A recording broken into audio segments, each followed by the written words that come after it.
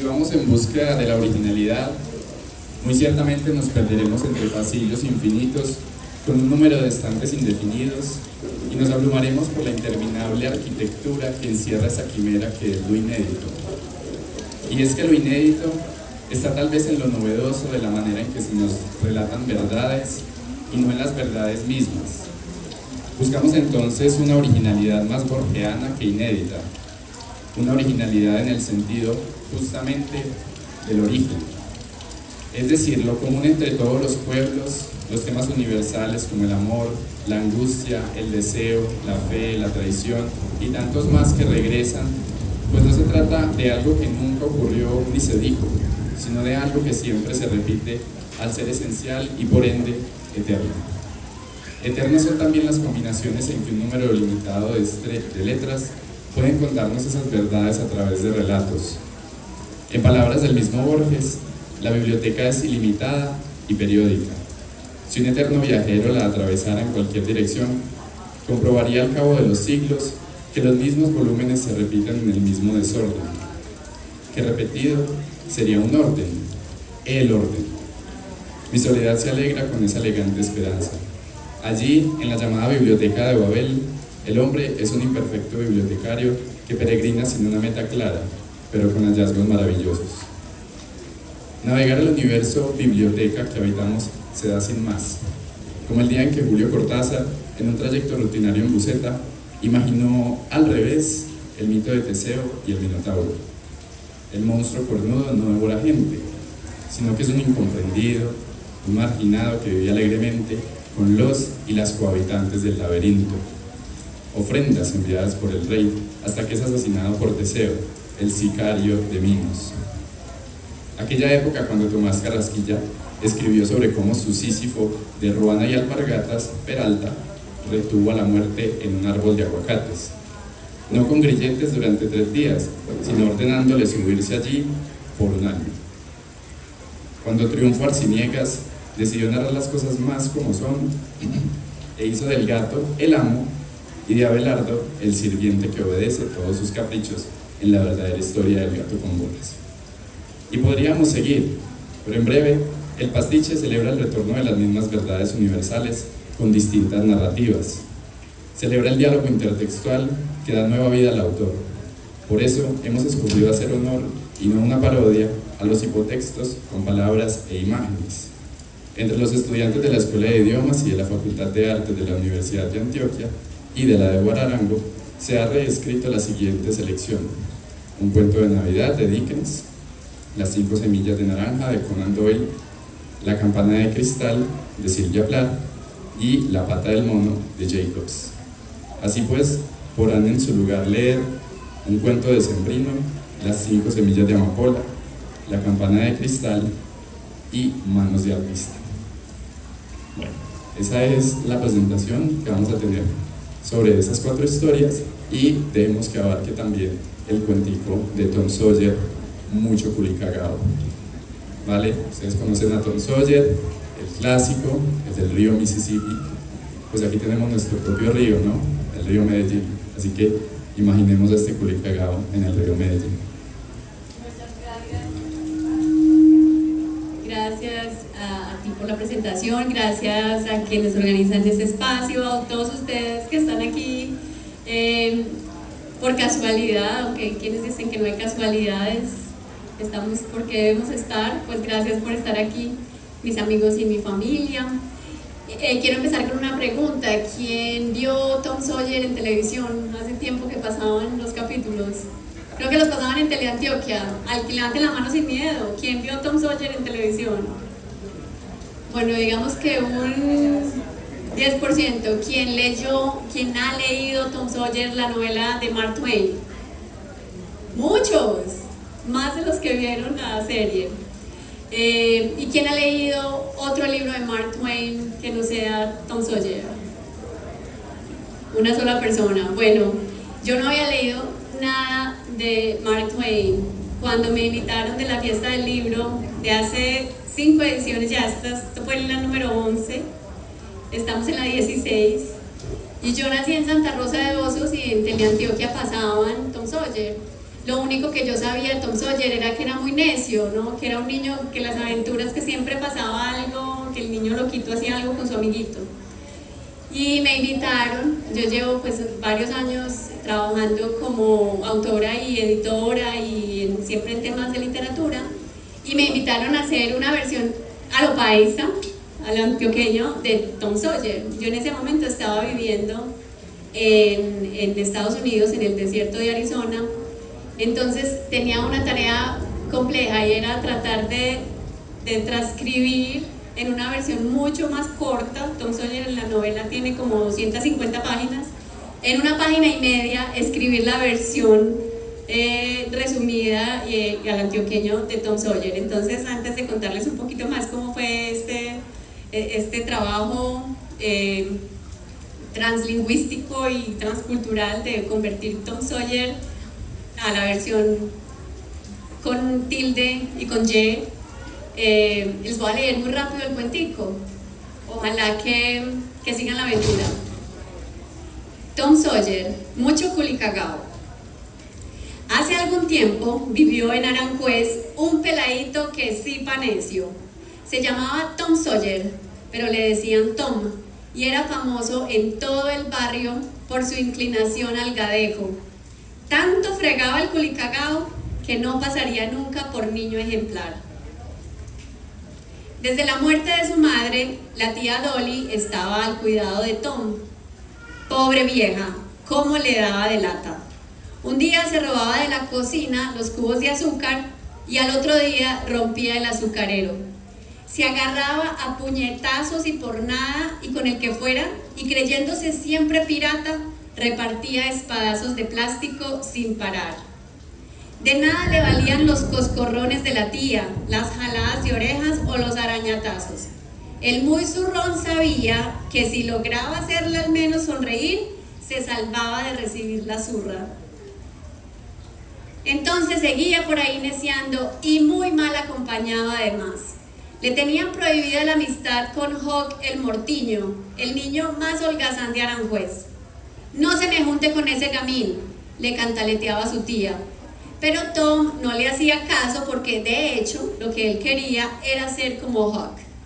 Tom no le veía nada de malo a vestirse con ropa usada, llevar un sombrero desflecado y una chaqueta que fue. ¿Qué importaba que el Mortiño viviera en la calle? Porque viéndolo bien, nada más parchado que ser gamín. Nadie lo obligaba a ir a la escuela, a misa o al catecismo. Y si le daba la gana, podía encontrar tesoros en basureros o quedarse el día entero nadando en el río Medellín. Estos dos culicagados juntos eran ya famosos en Aranjuez. Obsesionados por encontrar una guaca o un baúl lleno de oro, se iban de noche al cementerio San Pedro a pedirles coordenadas a los muertos. Excavaban hoyos por todas partes. Entraban a casas embrujadas, cagados del susto, pero sacando valor. «Oís, Mortiño», le preguntó un día Tom, «si encontráramos un tesoro, ¿qué vas a hacer con la parte que te toca?» «Compraría 3 papas rellenas y una ponimalta», respondió Hawk con hambre. Luego le preguntó a Tom qué haría él. «Compraría una espada de verdad y un smoking para casarme». Hawk el Mortiño se reventó de risa y Tom se aguantó las ganas de cascarlo. El tormento de su vida era mantenerse tragado de Becky, pero ella ni lo volteaba a ver. ¿Por qué tenía que ser tan picadita? Tom pasó esa tarde sintiéndose como un bobo, hasta que se le prendió el bombillo. Se convertiría primero en pirata y luego en héroe, así Becky le prestaría atención. En la madrugada, Tom entró a la cocina al escondido. Empacó una barra de salchichón, 2 tacos de saltín y una Coca-Cola 2 litros. Se embolsilló una caja de clavos y un martillo y salió por la ventana de su cuarto para ir a encontrarse con Hawk. Era hora de convertirse en piratas y hacerse a la mar. Pasaron la noche construyendo una balsa con 5 troncos que encontraron a orillas del Medellín. Improvisaron un par de remos y tan pronto salió el sol, se lanzaron río abajo. ¡Que se tenga el mundo!, gritó Tom emocionado. Aquí van Mortiño, Barbarroja y Tom Sawyer, el terror de alta mar. Una corriente perezosa los empujó por varias horas. Era bello el paisaje, pero qué viaje tan aburridor. Desayunaron salchichón con Coca-Cola. El sol les quemó los brazos. Ya estaban medio mareados y pensaron en parar a dormir. Pero de pronto se les aguó el paseo. Una irascible tormenta como esta se les vino encima, alebrestando con furia el río y la balsa. Muertos de miedo, los piratas se agarraron a los troncos, al mismo tiempo tragando agua y vomitando salchichón. Un campesino los encontró a la mañana siguiente, dormidos a orillas de un charco en Barbosa. Habían pasado 18 horas luchando con el río, mientras que en Aranjuez los buscaban sin parar. Ya los habían dado por muertos cuando llamaron a avisar que los habían mandado de vuelta en un conorte. Qué dicha la de la tía Dolly al ver al culicagadito vivo. Después de tremendo susto, otra vez la había hecho sonreír. Y qué dicha la de Becky, ya con eso tragada del héroe Tom. Apenas llegaron al barrio, le dieron a Jock el Mortiño 2 papas rellenas con pony malta. Y Becky le preguntó a Tom Sawyer si la acompañaba al circo en el parque de Aranjuez. Colorín colorado. Bueno, Claudia, muchísimas gracias. Es muy chévere escuchar el cuento en la voz de la escritora. Lo que ustedes no saben, porque pues de pronto no han visto el cuentico o estando muy lejos no se ve, es que no solamente es la cuestión escrita, también hay unos dibujitos muy hermosos, unas ilustraciones pues que hizo otra persona que desafortunadamente no nos pudo acompañar hoy, Catalina Vázquez, ilustradora de la Universidad de Antioquia. De todas formas es algo muy lindo que vale la pena recalcar. Cuando ibas a comenzar el cuento dijiste que fue un trabajo translingüístico, un trabajo transcultural. Yo me atrevería a decir que de los dos tal vez el más difícil sería el transcultural, ¿sí? Pues imaginar, darle como ese toque, esa novedad justamente de la que yo hablé un poco ahora, para que la gente le llame la atención, para que la gente se identifique, que siga siendo universal a pesar de mantenerse aquí en Medellín. ¿Tú piensas que de pronto fue eso? Y si sí, ¿cuál elemento fue de pronto más difícil de abordar en esta reescritura? Gracias, pues yo pensaba mucho en el público. Yo decía, ojalá, si este libro lo leen los chiquitos de 7º, 8º, tenía como que engancharlos mucho y que fuera muy cercano.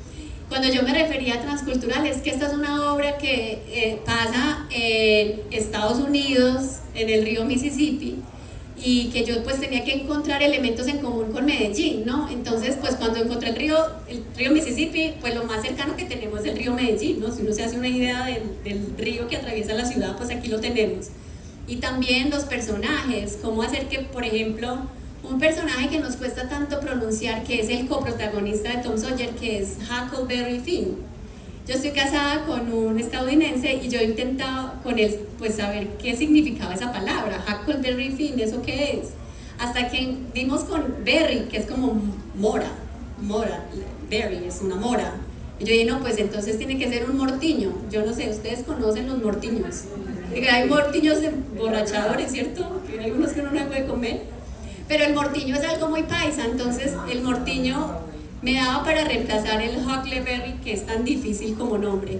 Entonces en asuntos tan sencillos como los nombres, en la versión original la tía se llama la tía Polly, pero pues yo tengo una tía que se llama Dolly, y Dolly es más cercano a mi familia y a mi entorno cultural que Polly, casi que no conocemos Pollys. Cada detallito que hay allí que parece que fuera como inventado es en realidad una transcripción de elementos de la novela real. Por ejemplo, ellos están buscando tesoros y yendo a los cementerios. Pues nuestro cementerio es el cementerio San Pedro, o el que casi todos en Medellín conocemos como uno de los cementerios más antiguos de la ciudad. Entonces había que meter ese cementerio con nombre propio.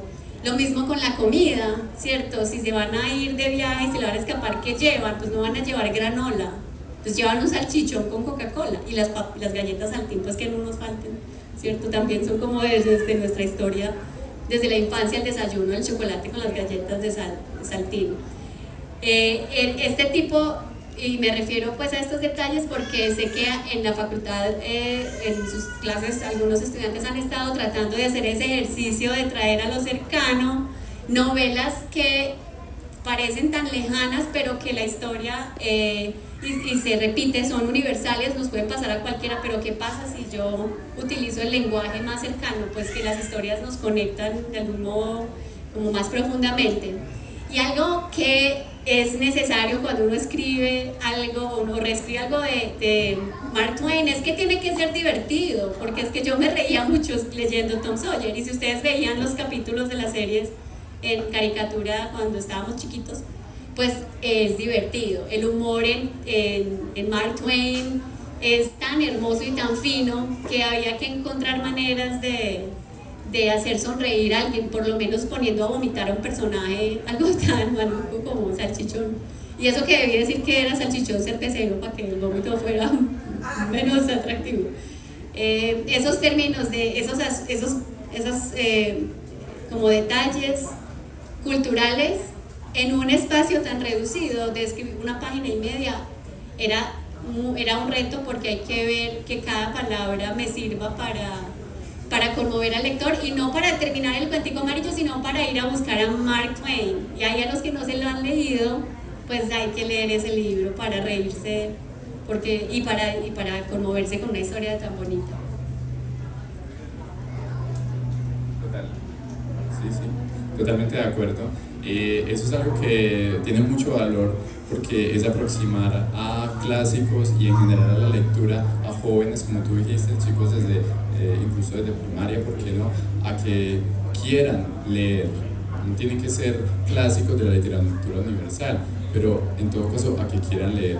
Si tú tuvieses o quisieses hacer de nuevo una adaptación de este estilo, sin ninguna presión, con todo el tiempo del mundo, ¿qué obra te gustaría escoger? Bueno, yo soy una fanática de Tomás Carrasquilla, tan fanática que me fui a vivir a su pueblo por 3 años, y si ustedes no se han leído a Tomás Carrasquilla, saquen vacaciones, háganse los bobos en la casa con el oficio y lean un poquito. Carrasquilla es tan bueno. Yo creo que Carrasquilla ahora asusta a mucha gente porque el lenguaje es muy arcaico, ¿no? Y aunque eso me parece un gran valor, me gustaría hacer el ejercicio de suavizar un poco ese tono de hace 150 años, bueno, más. Y a ver, él nació en 1858, o sea que sí, por ahí, hace 100 más. Para que uno pueda leer a Carrasquilla sin tener que parar y frenarse, sino que disfrutar la historia y no tener que sorprenderse de asustarse con algunas palabras. Entonces, de la literatura universal más cercana, que es el gran don Tomás Carrasquilla, tal vez pues la gran Marquesa de Yolombó, aunque esa vez que la releí el año pasado, sentí que estaba deliciosa. Pero sí, para las nuevas generaciones valdría la pena hacer unas versiones menos complejas, y corran a leer a Carrasquilla. Aprovecho para hacer la cuña, porque siempre estoy diciendo que hay que leer a Carrasquilla. Los últimos 3 libros, que son las memorias, se llaman Hace tiempos, y esas son unas joyas, porque son libros de época y él escribía tan delicioso. Yo diría que no solamente valdría la pena, sino que es casi que mandatorio que las nuevas generaciones puedan leer, por ejemplo, a Tomás Carrasquilla, que concuerdo es uno de los grandes, es maravilloso, también tiene mucho humor. En La diestra de Dios Padre, por ejemplo, Simón el Mago, que hay una adaptación de Víctor Gaviria que no está nada mal, también da para reír bastante. Creo que habría que hacer ese trabajo, porque la gente no se acerca a esos libros justamente por un cierto miedo. Son muy grandes, ese mamotreto, esas palabras tan raras, que es un antioqueño pues de otra hora, ¿no? No sé, Claudia, si nos quieres dejar con unas palabritas, porque tampoco te queremos robar más tiempo. Bueno, pues a los que están estudiando, a ver, escribir es muy difícil. Yo no sé si ustedes sintieron todo el sufrimiento que hubo detrás de ese cuentico cuando se los leí. Parecía como que hubiera salido así, que no, pues yo estaba ahí muy parchada escribiendo. Hay mucho trabajo detrás de una página y media, y sobre todo cuando uno está haciendo una adaptación de una obra clásica, literaria, es no sé si han oído la manera en que muchos pintores se ejercitan pintando, haciendo copias de los cuadros de Velázquez, por ejemplo, ¿no? Haciendo copia de Botero. Pero esas copias también implican muchísimo trabajo, y hacer una escritura de copia, entre comillas, una versión original, una adaptación, eso es tremenda escuela. Entonces, pues a los estudiantes les recomiendo que si hay un libro que les guste mucho, pónganse ese reto tan raro de reducir eso en 1,5 páginas con sentido. Es encontrar los elementos que no podrían faltar en un resumen, y en hacer del resumen, esto es un resumen a lo paisa, pero los elementos que hay allí, el deseo, el sueño, por ejemplo, de Tom Sawyer, de qué hacer con su parte del tesoro, hay diálogos allí que están en la novela. Entonces, cuando uno hace el ejercicio de sacar de una gran obra de 250 páginas un resumen, tendríamos que tratar de hacer del resumen un arte, no el resumen como la tarea obligada de por salir del paso, no, cómo se hace un buen resumen, cómo hago que si mi hermana no le gusta leer y yo quiero que escuche mi tarea, ¿cómo hago para que mi hermana se sienta fascinada con este resumen? Entonces, no subestimar el resumen como un ejercicio de práctica literaria o de traducción. Y leer un montón también es, creo que, clave, porque leer textos cortos, las columnas, por ejemplo, son muy buenos ejercicios de condensación de las ideas. Y estos cuentos cortitos tienen ese alto nivel de dificultad, pero también de gratificación, porque te leen. En esta época, que te lean un libro de 150 páginas, bueno, alguien, si lo convences en la primera página de saber qué le va a pasar a este culicagado y llegas con el lector al final, lo lograste, terminó leyendo tu obra, por lo menos la obra completa. Entonces, nada, lo último, que siempre es por diversión. Hay que escribir por diversión. Si uno se duerme escribiendo, traduciendo, transcribiendo, no lo va a leer nadie, ni el novio, pues, o la novia, no. Entonces, hacer que el ejercicio de la escritura y de la lectura vayan juntos, conectados con la idea del disfrute. No sé si esto tal vez no cambia el mundo, pero si te hizo sonreír, ya, eso es el sentido de todo. Muchísimas gracias, Claudia, felicitaciones por el librito de nuevo. Gracias. Ahora pueden decir culicagado. Ya no es una buena palabra para el título. Muchos éxitos en la firma y nos estaremos viendo por ahí. Gracias. Hola, buenas tardes, ¿cómo están? Espero que estén disfrutando mucho el espacio. Es un espacio de reimaginar, ¿no? de adaptar, de traer, digamos, de desacostumbrar a las personas que la traducción implica únicamente un proceso lingüístico, sino que implica también cuestiones de transculturalidad, de entender y readaptar esos pensamientos que converjan, por supuesto, en elementos más cercanos a nosotros, ¿cierto? En este caso vamos a empezar, como nos indicó el profe, con 5 semillas de amapola. Es la adaptación de 5 semillas de naranja. Es un cuento policíaco donde los protagonistas son los conocidísimos Sherlock Holmes y su compañero Watson, donde hay unos crímenes que están pasando de generación en generación y no se sabe por qué. Entonces llega a ellos un joven y les dice como, venga, necesito ayuda con esto. Entonces, en este caso, las protagonistas son 2 mujeres, son Marta y Magnolia. Una lluvia incipiente aparecía en las colinas de Castilla y se oían los primeros crujidos del cielo. Mientras tanto, la aparente calma que inundaba el apartamento de Marta y Magnolia pronto se vio interrumpida por un golpeteo casi sordo en la puerta. ¿Oíste? ¿Qué fue eso? Mita, no sé. ¿Habrá sido el gato otra vez? No creo, a ver, cállate, yo escucho. De nuevo se oyó el golpeteo, pero esta vez con más ímpetu. Magnolia mira por la ventana como de soslayo y alcanza a ver la figura de un muchacho. Oiga, el muchacho, que con la mirada hacia el suelo movía una propaganda de política que entresalía por debajo de la puerta, al oír la voz de Magnolia se espantó un poco y levantó la mirada. ¿Qué se le ofrece, joven? Ese es el Emilio, déjalo pasar. Ayer dijo que tenía no sé qué cuento para comentarnos. A ver, mijo, venga, escúrrase por aquí que recién trapié. Doña Magnolia, doña Marta, ¿qué más? ¿Cómo van? Murmuró Emilio solamente para atender a las cordialidades, pero visiblemente nervioso.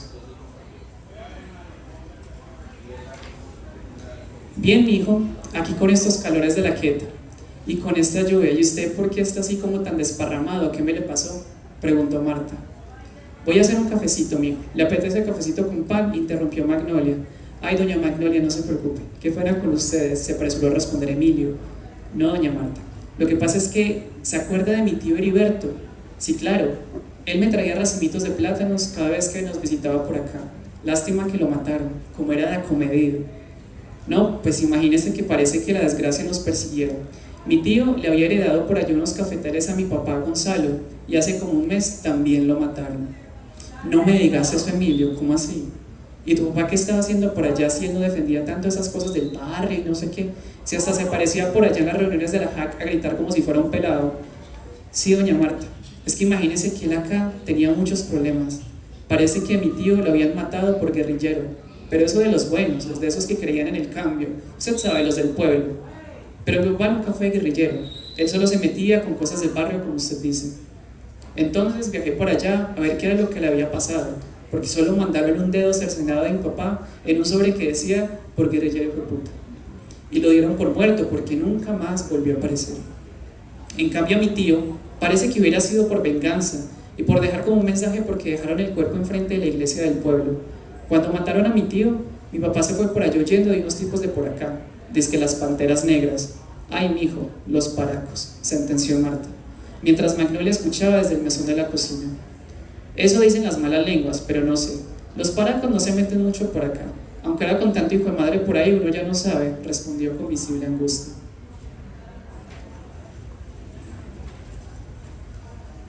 Así es, se escuchó a Magnolia responder mientras le ponía azúcar al café. Entonces sí, después de eso mi papá empezó a sembrar el café para mandarle plata a mi mamá y a mi hermana y las cosas de ellos, sabe. Y cuando dejó de mandar plata, mi mamá ni se extrañó porque dijo que antes había colaborado mucho y que no le sorprendía. Pero a mí sí se me hizo muy raro, porque mi papá podrá ser muy borracho y muy de meterse en pleitos, pero nunca se había desaparecido así. Cuando llegué al pueblo a ver qué era lo que había pasado, me dijeron que mejor me fuera, porque pareciera que estuvieran persiguiendo a todos los González, y que por allá no gustaba mucho la gente que buscaba lo que no se le había perdido.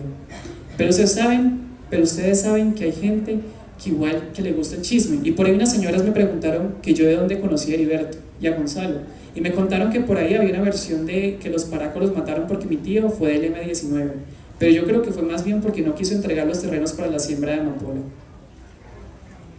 Malparidos, dijo Marta levantando la voz. Sí, ¿cómo le parece? También me dijeron que le habían mandado amenazas a mi tío. Le mandaron unos panfletos, unas cartas con sangre, aparentemente de cerdo, como haciendo una analogía. Y antes de morir, le mandaron un sobre con unas semillas de amapola. Días después, apareció ahí muertico mi tío. Ay, mijo, qué pesar, lo siento mucho, dijo doña Magnolia mientras le servía a Emilio café con pan, pues tenía cara de no haber comido en los últimos 3 días. Emilio ya no pudo rechazar el ofrecimiento. Qué pena, doña Magnolia, muchas gracias. Eso está muy grave, mijo, pero bueno. Y entonces, ¿por qué estás como tan agitado?, dijo Marta mientras se abanicaba. Por esto, dijo Emilio mientras sostenía un sobre en la mano.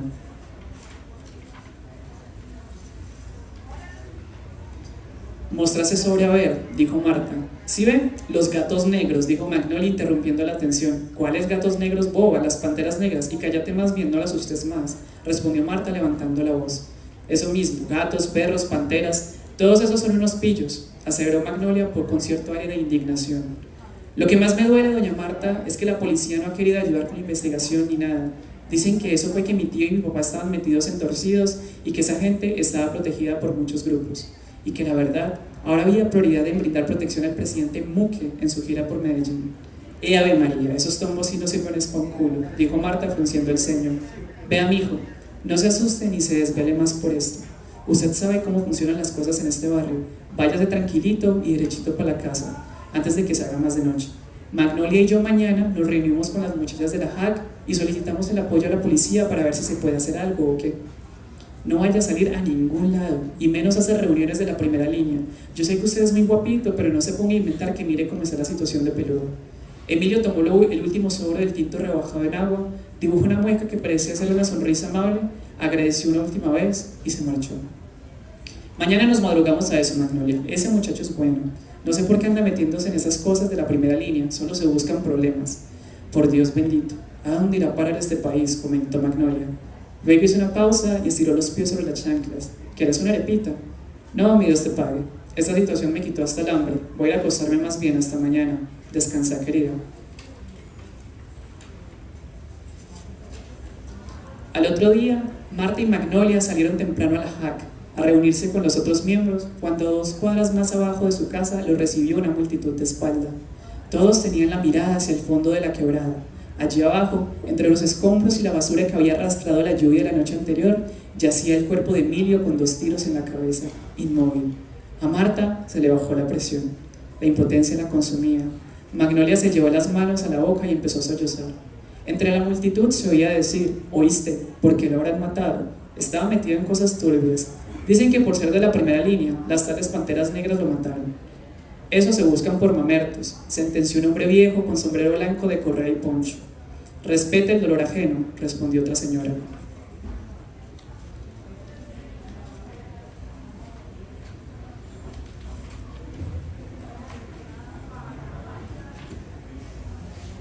De repente, un ruido chirriante y agudo enmudeció las conversaciones. La madre de Emilio venía desbocada corriendo hacia la multitud, con las papas del almuerzo rodándole por entre los pies. Se le había salido hasta un chancla.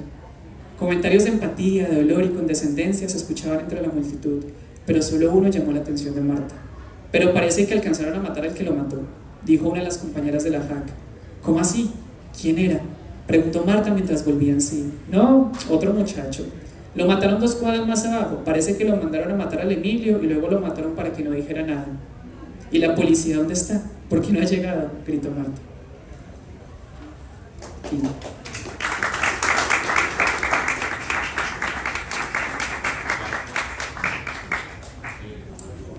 Gráficamente, este de la campana de cristal es un poco especial porque además de que las ilustraciones están en el relato, digamos que el relato mismo se pensó como un diario, entonces por eso van a ver que es un poco más desorganizado, hay cinta por aquí, por allá, hay notas de diferentes colores, hay dibujos, porque el personaje principal de esta historia pues es una artista, que como todo artista, ¿no?, tiene de pronto su cuadernito donde hace croquis, donde hace sketches, y eso es lo que este documento vendría siendo.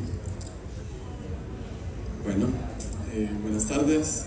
Mi nombre es Brian Gómez y junto con mi compañera Juliet Sayarse escribimos este pastiche de La campana de cristal. Elegimos esta historia porque era un libro que yo me estaba leyendo y me llegó bastante como el mensaje de Silvia Plath, porque este libro es una autoficción en la que ella narra un poco de la vida como una persona foránea, siendo una becada en una ciudad principal. En la historia original se desarrolla en Nueva York. Ella es de un pequeño pueblo de Estados Unidos y gana una beca para estudiar en escritura periodística. Y bueno, es como ella sintiéndose un poco perdida. Entonces nuestra historia se llama La campana de cristal, perdida en Medellín. Era un abril bastante lluvioso, es en que asesinaron a Devani Escobar y yo aún no sabía qué hacía en Medellín. Esa noticia me hacía sentir tan enferma, pero no podía dejar de verla. Era todo lo que se hablaba en Facebook por esos días. No dejaba de pensar en ella, estar con amigos, que tus últimos recuerdos sean ellos dejándote sola y luego morir. Creo que sería lo más horrible del mundo. ¿Qué se sentirá quedarse sola en la calle hasta que quien te recoja no sean tus amigos, sino alguien que te hará esfumarte para siempre, desaparecer y aparecer muerta? Me dan escalofríos de solo pensarlo. Medellín ya era lo suficientemente agobiante y yo sabía que algo estaba mal conmigo en esos días, porque se suponía que debía estar pasando el mejor momento de mi vida, pero yo solo podía pensar en Devani y la zozobra de su muerte. Se suponía que sería la envidia de todos los jóvenes del pueblo y de miles de artistas que soñaban con una oportunidad como esta.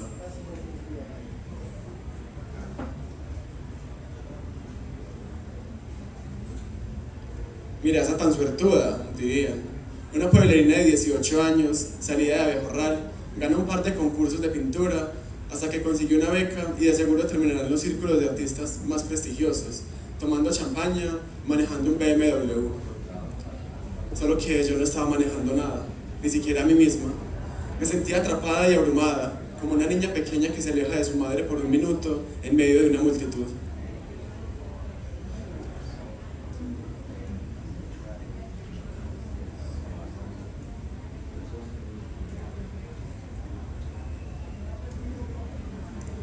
Había ganado un concurso con una de mis pinturas y como premio me dieron una beca completa para estudiar en Bellas Artes.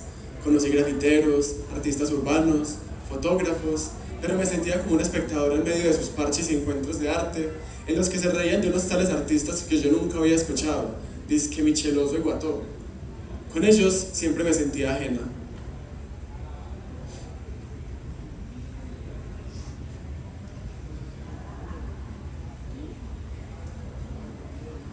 Excepto con Dora. Tenía una obra que me hacía sentir más cómoda conmigo misma. Aunque no la conocía demasiado, me agradaba su desdén ante los demás. Podía notar que ella era diferente, como yo. Tal vez por eso acepté ir a la fiesta en el poblado, aunque no había ni una parte de mí que realmente quisiera ir. Dora me dijo que tenía que intentarlo para poder decir que no era lo mío. Así que acepté. Me puse uno de los vestidos que compré en una tienda de segunda y que los artistas llaman vintage, y me monté en un Uber con Dora. De camino a la fiesta, veía las luces de los grandes edificios, las calles llenas de gente y de carros, el aire gris y pesado que las montañas devuelven a esta ciudad, y no podía dejar de compararla con lo que era ese pequeño pueblo en el que había nacido. Allí también estaba sola, pero al menos el mundo no se movía tan deprisa, tan impasible. Allí al menos podía respirar. Y me preguntaba si realmente valía la pena ir a aquella fiesta. Dora me decía que estaría llena de los artistas más grandes de la ciudad, que querían conocerme y que era la oportunidad de mi vida, que los más tesos estarían allá y que si les caía bien podría conseguir oportunidades que me cambiaría la vida. Por el tono en el que lo dijo, supuse que debía emocionarme, pero la verdad me preocupaba más por sobrevivir el aburrimiento de la noche que por las maravillosas relaciones que iba a construir con personas a las que ni yo les importaba ni ellos a mí.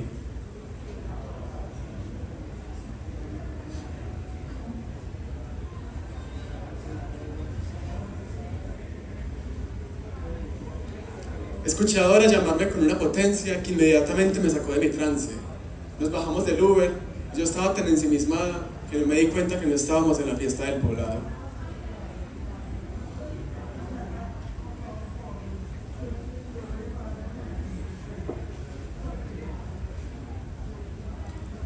Yo tampoco quería estar allá con esos malinchistas, dijo ella. Yo no entendía a qué se refería, pero decidí que era mejor asentir y seguirle la corriente. Pasamos por un callejón que tenía un basurero tumbado y las paredes llenas de grafitis. Entremos a esta fiesta que se ve más parchada.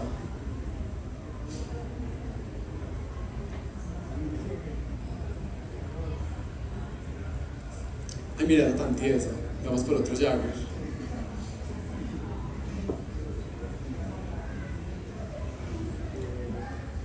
No habían pasado ni 5 minutos desde que llegamos cuando 2 muchachos se acercaron a saludarnos de beso en la mano. ¿Ustedes no son de por acá, sí o qué?, dice uno de los 2 muchachos. Llevaba unos tenis del tamaño de 2 pies, una sudadera blanca con rayas y una chaqueta roja, además de unas gafas que claramente no eran de mala visión, sino de mal gusto. ¿Y vos cómo sabés?, le respondió Dora expectante. Recordaría haber visto una nena tan hermosa. Y era verdad, Dora era una joven hermosa, de cabello negro con azul y piel bronceada, con una pequeña cicatriz en el labio y las uñas pintadas de negro. No pude evitar sentirme incómoda con su baile de apareamiento, la mirada acechante del man, sus dientes relucientes que se asomaban en medio de sus propios chistes, los dedos inquietos de Dora que se enredaban en su cabello, mientras sus comisuras dibujaban una pequeña sonrisa. Cuando el otro man intentó lo mismo conmigo, bastaron un par de «qué chévere» para que se aburriera y me dejara en paz. Un par de miradas coquetas fueron suficientes para que Dora se fuera con ese tipo. Yo me quedé sola, observando la farra y escuchando, pero escuchando bien.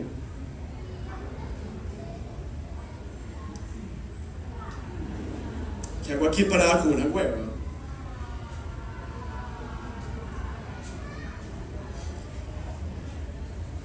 Decidí salir a tomar aire fuera del callejón mientras me debatía entre volver a esa fiesta o irme sola para el hotel.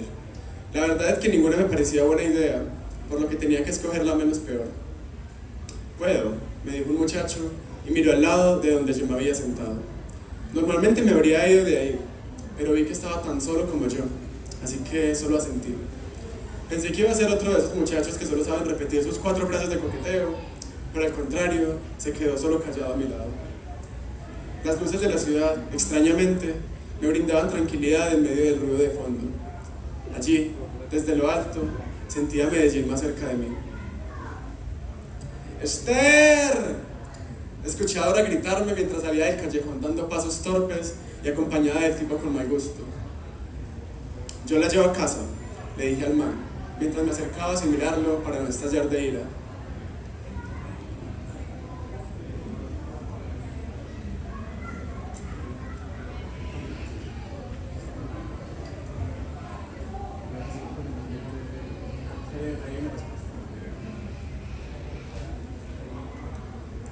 Ale relajada que yo la llevo, dice el otro, apenas pudiendo pronunciar algunos sonidos.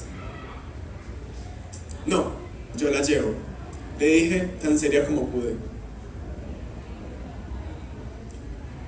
Puede que en la farra Dora me haya dejado sola, pero yo sabía que si no me iba con ella, no podría dormir esa noche. El muchacho que estaba a mi lado me miró y sonrió, y yo le devolví una mueca similar. Me despedí, agarré a Dora del brazo, y bajo la luz de un paral, esperamos a un carro para volver a casa juntas.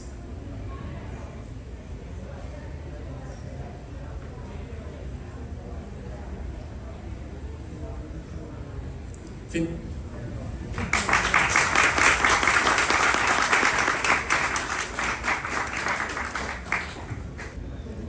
¿Me escuchan?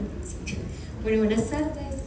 Nuestra historia es la adaptación del cuento clásico de Charles Dickens, A Christmas Carol. Nosotros, a diferencia de Christian y el equipo de Christian y el equipo de Brian, sí adaptamos la historia completa porque pues nuestro cuento digamos que lo permitía. Entonces sí tiene como desde el inicio hasta el fin, y lo mismo es una adaptación que se trae acá al contexto colombiano, contexto de Medellín, especialmente en un barrio popular, ¿cierto? Entonces con el cuento tratamos de resaltar lo que es diciembre y bueno, buscamos mantener digamos el core del cuento, que es la redención del personaje principal y el cambio que se da dentro de él. Bueno, entonces el cuento fue escrito por mi compañera Isabel Macías, mi persona, y la ilustradora, que lastimosamente no ha podido llegar por el aguacero, se llama Ana Jimena. Ella pertenece a la Universidad de Oraramo. Esta dedicatoria es para ella, pero no la voy a leer. Listo, comienza. Esta es la historia de un viejo gruñón, egoísta y tacaño, al que la vida le cambió en un santiamén. Evaristo era su nombre, y como pronto sabrán, un 23 de diciembre le vinieron a jalar los pies, bueno, las orejas más bien. Y es que sí, esta es una historia de espantos, para que no digan que no les avisamos. Así que sin más vueltas, vamos a contarles un cuento decembrino. Hace algunos años, no sabemos cuántos ya, en Prado Centro vivía un señor llamado Evaristo. Era dueño de la compraventa más grande de la 45, sí, ahí por Manrique. Evaristo era un viejito de esos gruñones que nada les gusta y que por todo hacen mala cara. Su negocio, compraventa la 45, tenía un eslogan bien particular: pague o pierda. Y es que así era todo con él, todo era plata, plata por aquí, plata por allá. Eso lo había aprendido de su socio Mario, con quien montó la compraventa. Mario fue quizás la única persona que se aguantaba a Evaristo, y bueno, el único al que él se aguantaba también. Mario era un hombre grande, gordo y fafarachero. Le gustaba presumir lo que tenía y humillar a los que no tenían. Había muerto hace unos años ya y el negocio lo siguió manejando Evaristo. Un 23 de diciembre, Evaristo estaba terminando de hacer la contabilidad del negocio junto con su único trabajador, don Cristóbal. Y es que era tan tacaño que prefería hacerla a él que pagarle a un contador, y encima hacía quedar más tiempo a don Cristóbal sin pagarle esas horas de más. En fin, ese día había más bulla del usual. La gente, como siempre, dejando todo para lo último, estaba en la calle consiguiendo el estreno para el otro día. En cada esquina había un vendedor de luces gritando: lleve la LED, la que no se quema, lleve la LED por 20.000. Y en cada local sonaba un tema diferente de Rodolfo Aicardi. Evaristo estaba que se enloquecía, como odiaba el maldito diciembre, la muchedumbre y el escándalo. Cuando por fin terminaron la contabilidad, se dispusieron a cerrar el local. Evaristo le hizo verificar la cerradura a don Cristóbal más de 20 veces. Uno nunca sabe, le decía a don Cristóbal. Diciembre alborota a los ladrones y yo no pienso dar papaya. Habiendo cerrado el lugar, cada uno se fue para su casa. Don Cristóbal vivía ahí cerquita, por la iglesia de Manrique, y Evaristo en una de esas casas viejas y grandes de Prado Centro. Evaristo llegó a la casa mal geniado. Había tanta gente en la calle que le tomó más de 40 minutos llegar a la casa, cuando usualmente le tomaban 15. Además, parecía que la luz de la calle se iba a dañar, no hacía sino parpadear. Mientras Evaristo buscaba las llaves para abrir, la lámpara que alumbraba la acera se apagó. Todo quedó oscuro y del susto las llaves se le cayeron al piso. Evaristo se agachó, las recogió y cuando se paró vio a Mario parado en la puerta. Le dio tanto susto que volvió a soltar las llaves. Así que se volvió a agachar, las recogió y cuando se paró ya no había nadie parado ahí. Entró y pensó para sí mismo que se estaba enloqueciendo. Eso es culpa de la maldita bulla con la que me toca trabajar, dijo en voz alta. Se dirigió a la pieza para cambiarse y acostarse. Estaba cansado y al siguiente día tenía que madrugar, pues el local tenía que cerrar temprano por la fecha y él tenía que llamar a clientes a los que cobrar. Cuando por fin se sentó en la cama, listo para acostarse, sintió un ruido en la calle. Parecía que alguien estaba como arrastrando algo. Evaristo pensó que era el reciclador del barrio y se asomó por la ventana para gritarle que esas no eran obras, pero no vio a nadie. Volvió a sentarse en la cama y el ruido comenzó de nuevo, pero más fuerte, como si estuviera más cerca. Así que se volvió a parar y se asomó por la ventana. Esta vez vio a Mario parado en la mitad de la calle. Evaristo se pasmó. El fantasma de Mario se comenzó a acercar hasta que estuvo flotando fuera de la ventana. Evaristo se persignó y dijo en voz alta: ánimas benditas del purgatorio. El fantasma de Mario atravesó la ventana y se sentó en la cama de Evaristo. Evaristo seguía parado al lado de la ventana persignándose hasta que el fantasma de Mario le dijo: ¿qué más, hombre? ¿Cómo va el negocio? Evaristo abrió tanto la boca que casi se le cae al suelo. Pero el fantasma de Mario siguió hablando: Evaristo, cálmese, hombre, le va a dar un infarto, como a mí, y no voy a poder, y voy a perder la avenida, perdón.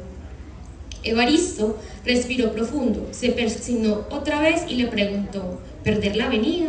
El fantasma de Mario se paró y fue hasta donde Evaristo. Le puso la mano en el hombro y le dijo: claro, hombre, ¿no ve que vine a ayudarlo? Si se muere no puedo. ¿Vino a ayudarme?, preguntó Evaristo confundido, que estaba temblando del miedo. El fantasma de Mario se rió y empezó a explicarle: sí, hombre, vea, yo vine hoy porque usted y yo somos muy parecidos, o bueno, éramos, y pues vea usted, a lo que eso me llevó. Dijo eso mientras señalaba las cadenas que le colgaban del cuerpo y prosiguió: ando por el mundo como un alma en pena. Eso me pasó por mala gente, Evaristo. Vine a ayudarle, hombre. El fantasma de Mario se acercó a la ventana, miró hacia afuera y continuó hablando. Por ahí pedí un favor y hoy lo van a visitar 3 fantasmas. Si le va bien, pues se salva. Si no, sus cadenas serían más largas, hombre. Evaristo iba a responderle, pero el fantasma de Mario salió volando por donde vino y desapareció. Evaristo, que no quiso comer cuento del supuesto fantasma de Mario, se fue a acostar, no sin antes rezar un Padre Nuestro. Eso seguro era el cansancio que lo tenía viendo cosas. Mario no lo había visitado, pues ¿cómo? Pero muy a su pesar, a la 1 de la mañana llegó una visita totalmente inesperada.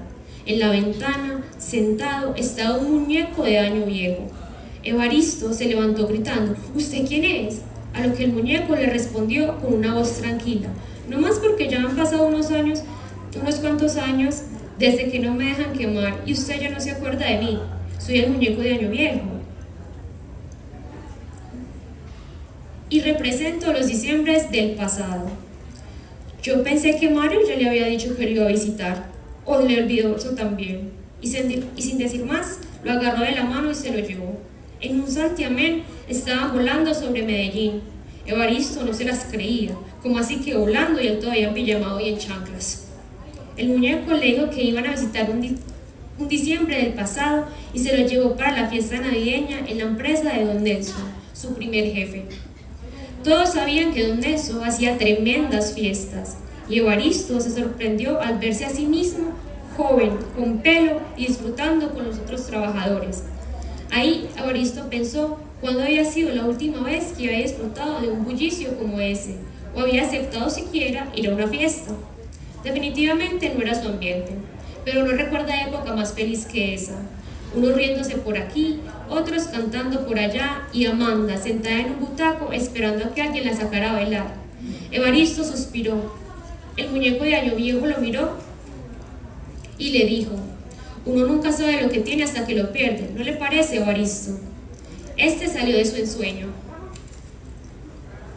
Frunció el ceño y le respondió: yo no tenía nada cuando era joven, así que no perdí nada tampoco. El muñeco de Año Viejo se empezó a reír y mirando a Amanda le respondió: no tenía plata, hombre, pero la tenía ella y la perdió. Evaristo miró de nuevo a Amanda y sintió un hueco en el pecho. Cómo era de hermosa y él cómo había sido de bobo. Nadie lo había querido como ella, pero ya que habían pasado años y de nada sirve llorar sobre la leche derramada. Evaristo miró por última vez a Amanda y le dijo al fantasma: vámonos de aquí. En un 2x3, Evaristo estaba de nuevo sentado en su cama, como de costumbre. La pieza parecía más oscura, el aire más frío y él más amargado. Para pasar el mal trago, Evaristo se paró para ir por un vaso de agua. Cuando iba a abrir la puerta de la pieza, vio una luz por debajo, como si la luz del corredor estuviera prendida o algo. Ni que la luz la regalaran, pensó enojado Evaristo. Pero cuando abrió la puerta para ir a apagar la luz, vaya sorpresa la que se llevó. Casi se cae en nalgas cuando vio una mesa de comedor llena con todo tipo de comida. Hasta las tripas le sonaron del hambre con el olor tan rico que llenó el corredor. O bueno, lo que antes era el corredor. Evaristo estaba tan embobado con la comida que no había visto a la viejita que estaba poniendo unos buñuelos en la mesa. Era una viejita de esas, a las que toda la cuadra le dicen mita, con su delantal y todo. Hola, mijo, le dijo la viejita mirando a Evaristo por encima de las gafas. ¿No le provoca un buñuelito? Evaristo, otra vez pasmado, no respondió ni mu. Así que la viejita volvió a insistir: mi hijo, usted está muy flaco, vea que también hay hojuelas, coja una y se la come más tarde. Diciendo esto, caminó hasta donde estaba Evaristo parado, le dio la hojuela y una palmadita en la espalda, y de la nada ya no estaban en el comedor y ya no había comida, sino que estaban en la calle. Evaristo miró a la viejita y le preguntó: ¿dónde estábamos? Y ella le respondió: en el presente. Vinimos a la novena de este año. Hoy es 24. Asómese y verá. Ahí, mijito, por la ventana. Evaristo se fijó y se dio cuenta de que esa era la casa de su mamá. Al mirar por la ventana, vio a sus hermanos y a sus sobrinos. Todos estaban cantando con maracas y todo. Dulce Jesús mío, mi niño adorado, ven a nuestras almas, ven, no tardes tanto. Evaristo sintió cierta tristeza. Los hijos de su hermana estaban enormes. ¿Cuándo se habían crecido tanto esos muchachitos? Hace mucho no los veía, ni a ellos, ni a su hermana, ni a nadie. Lo habían invitado a la novena y él había dicho que no podía. La viejita lo miró como si supiera que estaba pensando y asintiendo con la cabeza le dijo: sí, mijito, la vida se va volando y uno ni se da cuenta. Le puso la mano en la espalda y continuó: hubiera venido, mi hijo. Diciembre es para estar en familia. Uno se muere y no se lleva nada. Evaristo la miró y le quería responder que tenía razón, pero ella comenzó a desvanecerse en el aire. De nuevo estaba solo en la pieza y cada vez se sentía más aburrido. ¿Qué hice con mi vida? ¿Por qué no estoy con mi familia?, se preguntó. De la nada sonó el reloj del péndulo que tenía colgado en la pared. Eran las 3 de la mañana. El reloj dio las 3 campanadas, pero no paró de sonar. Extrañado, Evaristo caminó a ver qué le pasaba al reloj, cuando vio una sombra en el piso. La sombra comenzó a pararse y Evaristo casi le da un infarto. La sombra avanzó hacia él. Muerto del miedo, Evaristo cerró los ojos con fuerza y cuando los abrió ya no estaba en la pieza, no sabía dónde estaba y al mirar alrededor no veía nada, hacía mucho frío y olía raro. Temblando del frío o del miedo o de ambos, dijo en voz alta: «Hola». El fantasma del diciembre futuro apareció frente a Evaristo y con lo que parecía un dedo humano señaló el piso. Evaristo miró rapidito para abajo, pues no quería hacer enojar a la cosa miedosa esa. En el patio había un hueco. Evaristo caminó hacia él y se dio cuenta de que dentro había un ataúd. Más asustado aún, miró alrededor y por fin reconoció el lugar. Estaba en el cementerio de San Pedro, y al lado de esa fosa estaba la lápida de Mario. Evaristo se arrodilló y empezó a rezar todo lo que se sabía: el credo, el ángel de la guarda, el Padre Nuestro, todo. Cerró los ojos con fuerza y llorando le pidió misericordia al fantasma. «Le juro que yo cambio, no me quiero morir todavía, no así», decía. De la nada escuchó las campanadas del reloj de la pared, así que abrió los ojos y ahí estaba otra vez, en la pieza, solo. El reloj sonó una vez más. Evaristo miró la hora y ya no eran las 3, eran las 7 de la mañana. ¿Pero en qué momento? Prendió el televisor y estaban dando las noticias. Era el 24 de diciembre, o sea que todo eso había pasado en la noche, o había sido un sueño, bueno, mejor dicho, una pesadilla. Fuese lo que fuese, Evaristo estaba feliz como una lombriz, y es que sí, algo había cambiado en él. Se sentía nostálgico y con ganas de ver a su familia y abrazarla, así que se arregló, fue al negocio y colgó un letrero en la puerta que decía: «Volvemos a abrir el 26». Luego fue al mercado de la esquina y compró 2 anchetas, de esas de las que todo el mundo regala en diciembre. Una se la dejó a don Cristóbal en la puerta de la casa. Dentro de la ancheta había un sobre que decía aguinaldo y contenía 200.000 pesos. Era la primera vez que Evaristo le daba cualquier tipo de regalo a don Cristóbal, y tremendo regalo el que le dio y que le seguiría dando cada diciembre. La otra era para llevar donde su familia, así que cogió un taxi ahí en la 45 y le dijo: «Vamos para Manrique, una cuadra antes de la terminal de Trasmayo». «De una, jefe», le contestó el taxista y arrancó. Evaristo llegó a Manrique. Hacía años que no subía por allá y la verdad no había cambiado nada. La casa seguía siendo la misma reja, la misma puerta y hasta la misma ventana rota hasta la misma ventana con el mismo vidrio roto. Y, aunque la casa no era la más linda de la cuadra, Evaristo nunca había estado tan feliz de llegar y tocar la puerta. Cuando tocó se puso nervioso, pues no sabía si sería bien recibido, pero tan pronto su hermana Olga abrió la puerta y lo vio, lo abrazó, casi le parte las costillas de la emoción. «¡Ay, Evaristo, y ese milagro!», le dijo. Dentro de la casa otro hermano gritó: «Ave María, ¿dónde hacemos la rayita?», y también salió a saludarlo de un abrazo. Así, uno por uno, lo fueron saludando y abrazando, y cuando se hizo de noche, se sentaron cerquita del pesebre a rezar la novena, comer buñuelos y cantar Tutaina Tuturumaina. Fin.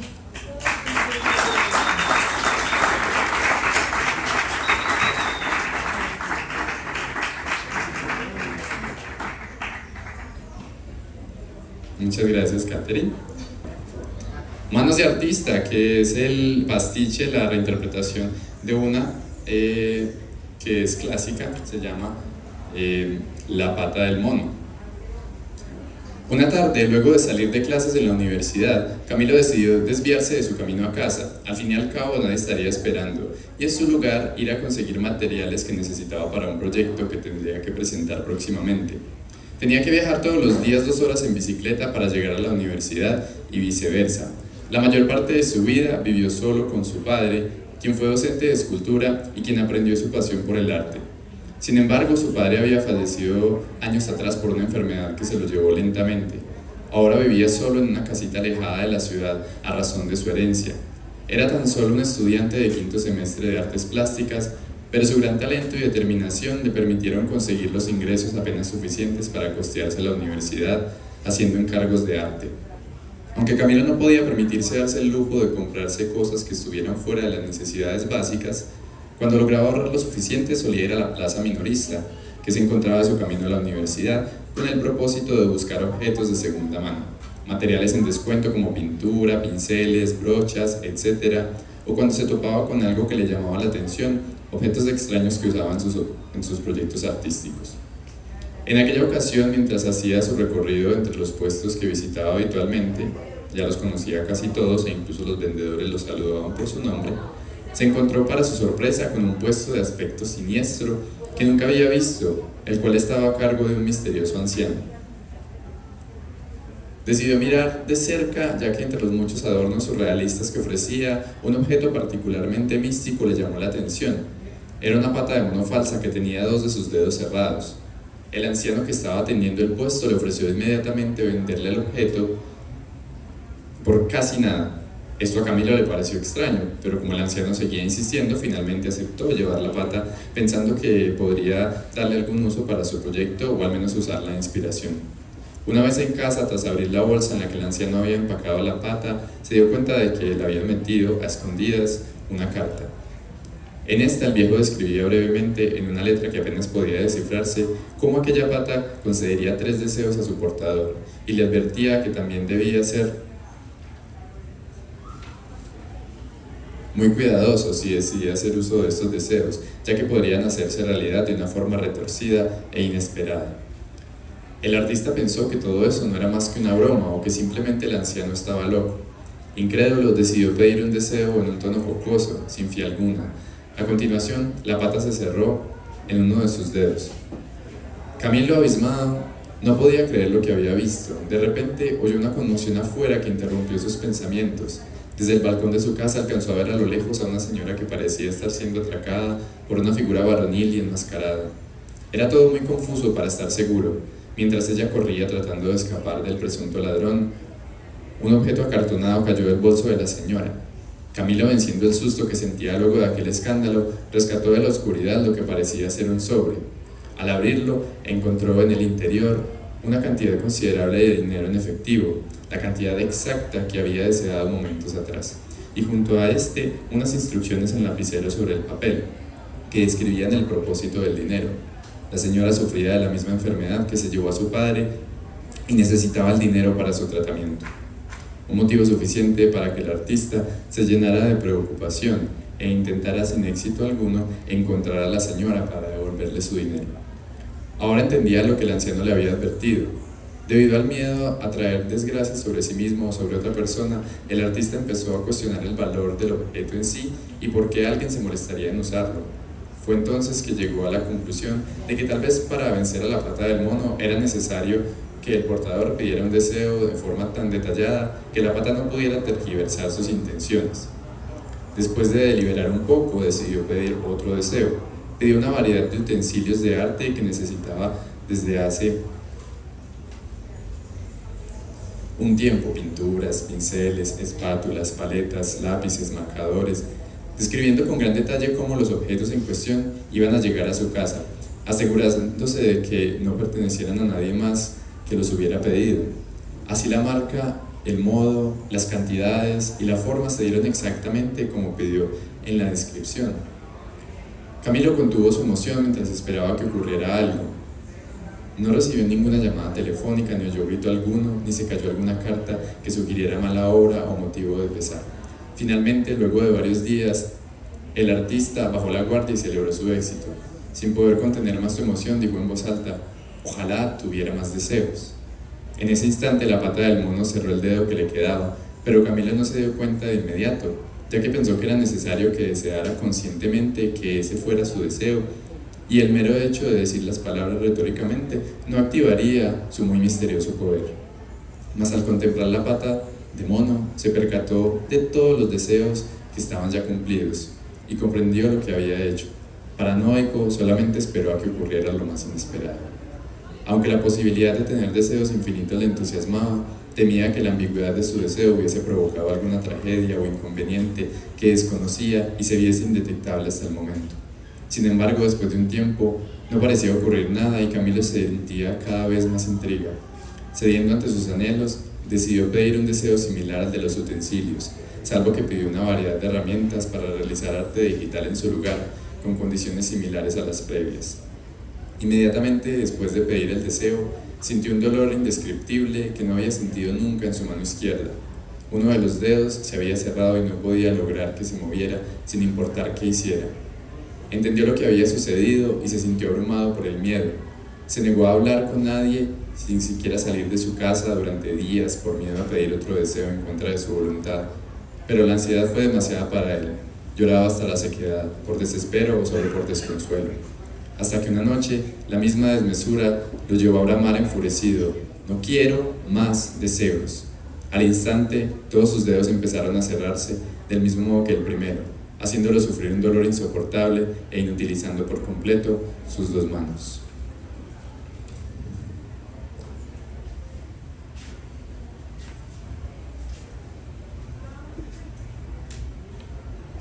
Completamente derrotado por las circunstancias, Camilo no tuvo más remedio que cambiar significativamente de vida. Como no podía seguir haciendo arte como acostumbraba, tuvo que dejar la universidad y usar el dinero que obtuvo de su primer deseo para mantenerse a sí mismo hasta que consiguió un simple trabajo en una tienda de arte cercana. Se las arregló para llevar a cabo sus tareas sin que su condición le fuera de mucho impedimento. En uno de sus turnos, escuchó una conversación de dos empleados sobre su desafortunada amiga, la cual se había quitado la vida recientemente.